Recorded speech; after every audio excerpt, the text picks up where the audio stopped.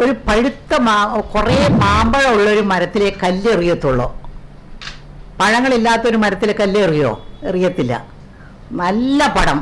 ഞാൻ പറയട്ടെ, ഞങ്ങളുടെ സിനിമയിലുള്ളവർ തന്നെ ഈ പടം കൊള്ളില്ല, ആ പടം കൊള്ളില്ല എന്ന് പറയുന്നത് ഒരിക്കലും ശരിയല്ല. കാരണം എത്ര പേർക്ക് ജോലി കിട്ടുന്നതാണ്. ഒരു പടം എന്ന് പറഞ്ഞ 10,000 പേരുകൾക്ക്, 1000കണക്കിന് ജനങ്ങൾക്ക് ജോലി കിട്ടാൻ എത്ര ടെക്നീഷ്യൻസും എത്ര പേര് വർക്ക് ചെയ്യുന്നതാണ്. ഒരു നിമിഷം കൊണ്ട് കൊള്ളില്ല എന്ന് പറയുന്നത് വലിയ വലിയ തെറ്റാണെന്നാണ് ഞാൻ പറയുന്നത്. നല്ല പടമാണ്. വാസ്തവത്തിൽ പൃഥ്വിരാജ് വന്ന് അടുത്തത് ഒരു ഇംഗ്ലീഷ് പടം തന്നെ ഡയറക്റ്റ് ചെയ്യേണ്ടി വരും തോന്നുന്നു. ആ പടത്തിൻ്റെ ഓരോ ഷോട്ടും എല്ലാം നല്ല പടം. അതായത് US-ലും അവിടെ ഇവിടെ ചെറിയ ഗ്രാമങ്ങളിലൂടെ ഹൗസ്ഫുള്ളായിട്ട് ഓടിക്കൊണ്ടിരിക്കുകയാണ് ആ പടം.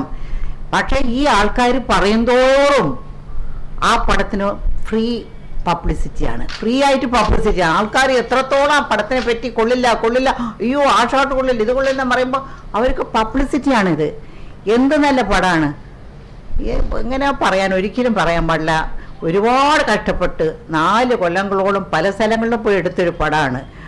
വേറെ ഒരു ചിന്തയില്ലാതെ പൃഥ്വിരാജ് എടുത്തൊരു പടമാണ് ആ പടം. എനിക്ക് വളരെ ഇഷ്ടപ്പെട്ടു. ഓരോ ഷോട്ടും അങ്ങനെ ചെതുക്കി ഇങ്ങനെ പെയിന്റ് ചെയ്ത പോലെയാണ് ഓരോ ഷോട്ട് എടുത്തിരിക്കുന്നത്.